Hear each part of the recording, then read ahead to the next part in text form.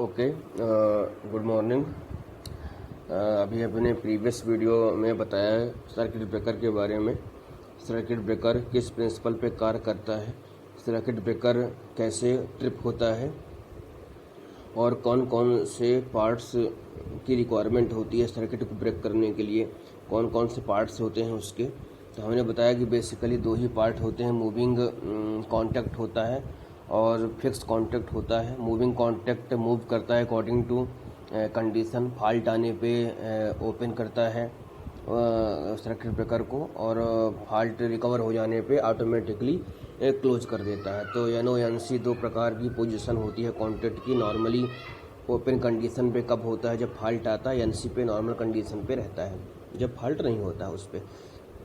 इसके बाद बताया था कि सबसे जो मेन प्रॉब्लम है, सबसे मेन जो डिसएडवांटेज है सर्किट ब्रेकर का, वो आर्क है। जो जब सेपरेशन होता है कॉन्टैक्ट्स का या कॉन्टैक्ट्स आपस में क्लोज कंडीशन पे आते हैं, ओपन कंडीशन पे आते हैं, तो इतना अधिक हाई वोल्टेज डेवलप होता है कि उन दोनों कॉन्टैक्ट्स के बीच, मूविंग कॉन्टैक्ट और फिक्स कॉन्टैक्ट के बीच बहुत अधिक मात्रा में आर्क उत्पन्न होती है। ये प्रॉब्लम को रिड्यूस करना, इस प्रॉब्लम को दूर करना सबसे इम्पोर्टेंट होता है, क्योंकि आर्क बहुत अधिक मात्रा में उत्पन्न होगी तो सर्किट ब्रेकर डिस्ट्रॉय हो सकता है और हमारे सब स्टेशन या जहाँ पे भी वो हम यूज कर रहे हैं सर्किट ब्रेकर, उसमें कोई भी बड़ी प्रॉब्लम हो सकती है। तो इलेक्ट्रिक आर्क जो उत्पन्न होती है कॉन्टैक्ट्स के बीच, वो बहुत खतरनाक होती है, रिस्की होती है, हमारे सिस्टम को डैमेज कर सकती है, डिस्ट्रॉय कर सकती है, सर्किट ब्रेकर को भी ख़राब कर सकती है।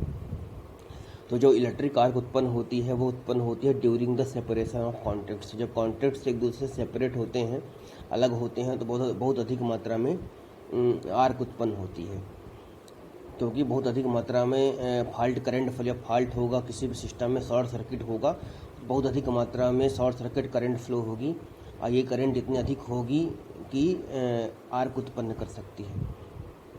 तो आर्क को जो सबसे आर्क जो उत्पन्न होती है वो factor responsible for arc, potential difference between the contacts. जब दो कॉन्टैक्ट के बीच, मूविंग कॉन्टैक्ट और फिक्स कॉन्टैक्ट के बीच पोटेंशियल डिफरेंस क्रिएट होता है, तब जाके उन दोनों कॉन्टैक्ट्स के बीच करंट फ्लो होती है, वो करंट ही आर्क उत्पन्न करती है।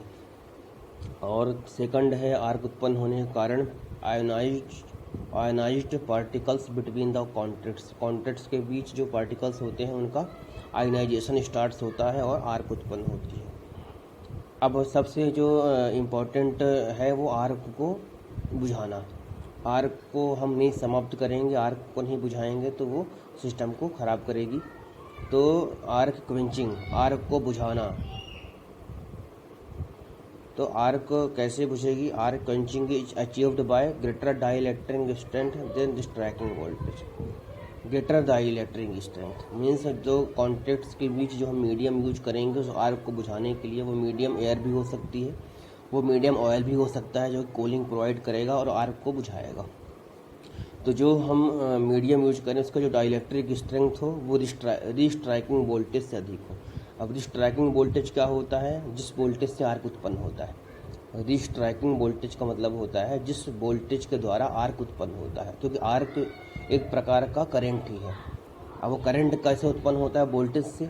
वो जो वोल्टेज होता है उसको रीस्ट्राइकिंग वोल्टेज बोलते हैं। कॉन्टैक्ट्स के बीच जो वोल्टेज उत्पन्न होता है वो रीस्ट्राइकिंग वोल्टेज कहलाता है। तो वो जो वोल्टेज होना चाहिए वो कम होना चाहिए डाइलेक्ट्रिक स्ट्रेंथ है, मतलब वो वोल्टेज इतना हो कि डाइलेक्ट्रिक स्ट्रेंथ को ब्रेक ना कर पाए। सर्किट ब्रेकर का जो डाइलेक्ट्रिक है, एयर है, डाइलेक्ट्रिक इन द सेंस जो एयर आर्क को बुझाने का काम करेगा, चाहे वो एयर हो, चाहे वो ऑयल हो, चाहे वैक्यूम हो, चाहे कोई गैस हो। तो वो गैस की जो स्ट्रेंथ हो, उसकी जो इंस्टॉलेशन स्ट्रेंथ हो, उसकी जो अचालकता हो, वो स्ट्राइकिंग वोल्टेज से अधिक हो, उसकी क्षमता, वो वोल्टेज उसको ब्रेक ना कर पाए डाइलेक्ट्रिक को। फिर सेकंड है आर्क को बुझाने का जो सेकंड सिद्धांत है वो है faster rate of heat removal than rate of heat generation.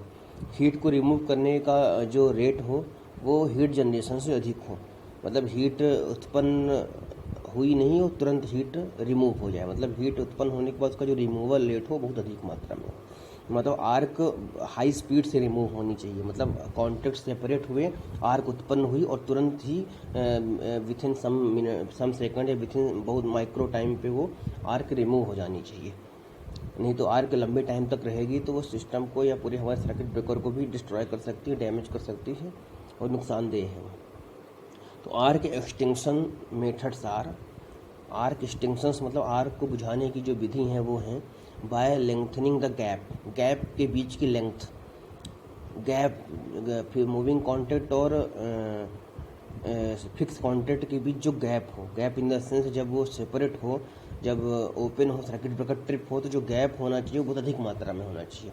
जितना अधिक गैप होगा आर्क उत्पन्न होने की संभावना उतनी कम होगी। जितना कम गैप होगा दो कॉन्टैक्ट्स के बीच, आर्क उस गैप में उतनी ज़्यादा उत्पन्न होगी, क्योंकि जब गैप ज़्यादा होगा तो उन दोनों गैप के बीच एयर भी बहुत अधिक मात्रा में होगी, बहुत अधिक डेंसिटी होगी एयर की। अब वो एयर क्या करेगा, आर्क को उत्पन्न नहीं होने देगा। और जितना ही कम गैप होगा दो कॉन्टैक्ट्स के बीच, आर्क उत्पन्न होने की संभावना उतनी ही अधिक बनी रहेगी। तो ये सुनिश्चित करेंगे कि सर्किट ब्रेकर के अंदर के जो दोनों कॉन्टैक्ट्स हैं, मूविंग कॉन्टैक्ट और फिक्स कॉन्टैक्ट, वो जब सेपरेट हो तो बहुत अधिक मात्रा में गैप उत्पन्न हो। ऐसा कुछ मैकेनिकल अरेंजमेंट वहाँ अंदर हो कि गैप बहुत अधिक मात्रा में उत्पन्न हो, जिसके कारण जो आर्क उत्पन्न हो बहुत कम मात्रा में उत्पन्न हो। फिर सेकंड है मेथड है कूलिंग द आर्क को कूल करना, मतलब आर्क उत्पन्न हुई और उस आर्क को कूल कर दो, यहाँ पर कूलिंग प्रोवाइड करा दें, जिसके कारण आर्क समाप्त हो जाए और आर्क उत्पन्न ना हो पाए बहुत अधिक मात्रा में। तो कूलिंग वो सबसे इम्पोर्टेंट मेथड है सर्किट ब्रेकर के में उत्पन्न आर्क को बुझाने के लिए। और सभी जितने भी सर्किट ब्रेकर हैं सभी के अंदर कूलिंग मीडियम यूज होता है, ऑयल यूज होता है, हमने बताया, एयर यूज करते हैं, गैस यूज करते हैं, जो कि कूलिंग प्रोवाइड कराता है during the separation of contacts. जब कॉन्टैक्ट सेपरेट होंगे तो कूलिंग प्रोवाइड कराएगा वो मीडियम, और आर्क बहुत अधिक मात्रा में उत्पन्न होगी, आर्क रिमूव हो जाएगी, आर्क एक्सटिंक्शंस हो जाएगा, आर्क बुझ जाएगी। आर्क एक्सटिंक्शंस, आर्क क्वेंचिंग दोनों है ये आर्क को बुझाना। फिर थर्ड है inserting medium of high dielectric strength. जो भी मीडियम यूज करें सर्किट ब्रेकर में, मीडियम वही जो कूलिंग मीडियम है, जो इंसुलेशन यूज करते हैं, ऑयल यूज करते हैं, किसी सर्किट ब्रेकर में किसी में एयर यूज करते हैं, हमने बताया, लगातार बताता जा रहा हूँ मैं, वैक्यूम क्रिएट करते हैं या फिर गैस यूज करते हैं। तो ये जो मीडियम यूज करें वो हाई डाइलेक्ट्रिक स्ट्रेंथ, उनकी जो डाइलेक्ट्रिक स्ट्रेंथ हो, उसकी जो कुचालकता हो बहुत अधिक होनी चाहिए, जिसके कारण ऊष्मा का संचार ना हो, उनमें से ऊष्मा का संचार ब्रेक होगा तो आर्क उत्पन्न होने की संभावना भी बहुत कम रहेगी। तो 3 मेथड्स हैं आर्क को बुझाने के लिए, गैप को बढ़ाना, कूलिंग प्रोवाइड कराना, और जो डाइलेक्ट्रिक या जो मीडियम यूज करें वो हाई डाइलेक्ट्रिक स्ट्रेंथ, हाई कुचालकता का हो, मतलब वो ऊष्मा का कुचालक हो। तो ये हमने बताया आर्क के बाद। सबसे इम्पोर्टेंट जो डिस्कशन का टॉपिक है वो आर्क एक्सटिंक्शन से आर्क है। इसके बारे में समझेंगे कैसे आर्क उत्पन्न होती है और आर्क कैसे हम आर्क क्वेंचिंग कैसे करेंगे। रिस्ट्राइकिंग वोल्टेज सबसे इम्पोर्टेंट टर्म यहाँ पे है, क्या होता है। रिस्ट्राइकिंग वोल्टेज का मतलब दो कॉन्टैक्ट्स के बीच जो वोल्टेज डेवलप होता है, जो पोटेंशियल डिफरेंस होता है दो कॉन्टैक्ट्स के बीच, मूविंग कॉन्टैक्ट और फिक्स कॉन्टैक्ट के बीच के पोटेंशियल डिफरेंस को रिस्ट्राइकिंग वोल्टेज बोलते हैं, जो कि आर्क उत्पन्न करता है। आर्क क्वेंचिंग, आर्क को बुझाने की टेक्निक को आर्क क्वेंचिंग, आर्क एक्सटिंक्शंस बोलते हैं। आर्क क्वेंचिंग करनी है तो डाइलेक्ट्रिक स्ट्रेंथ अधिक होनी चाहिए, इतनी अधिक हो कि जो वोल्टेज डेवलप हो, वोल्टेज उस डाइलेक्ट्रिक को ब्रेक ना कर पाए, उस डाइलेक्ट्रिक को डिस्ट्रॉय ना कर पाए। और गैप अधिक रखना है, जब सेपरेट हो कॉन्टैक्ट्स तो उनके बीच जो गैप बने वो बहुत अधिक गैप बने। जितना अधिक गैप होगा तो आर्क की लेंथ जब बढ़ेगी तो आर्क की स्ट्रेंथ कम हो जाएगी और आर्क बुझ जाएगी। जितना कम गैप होगा आर्क उतनी ज़्यादा डेवलप होगी। कूलिंग होनी चाहिए, जब हर सर्किट ब्रेकर्स में कूलिंग अरेंजमेंट हो कि आर्क उत्पन्न होगा तुरंत वो कूल्ड करके और आर्क को ख़त्म कर दे। तो ये सभी इम्पोर्टेंट है, बहुत इम्पोर्टेंट है सर्किट ब्रेकर में। इसको सबको ध्यान से सुनना है, समझना है, नोट करना है, और कोई भी प्रॉब्लम हो उसको आप व्हाट्सएप मैसेज के माध्यम से और उसको डीपली स्टडी करके पूछना है, क्योंकि बहुत इम्पोर्टेंट टॉपिक है और लापरवाही बिल्कुल नहीं करनी है।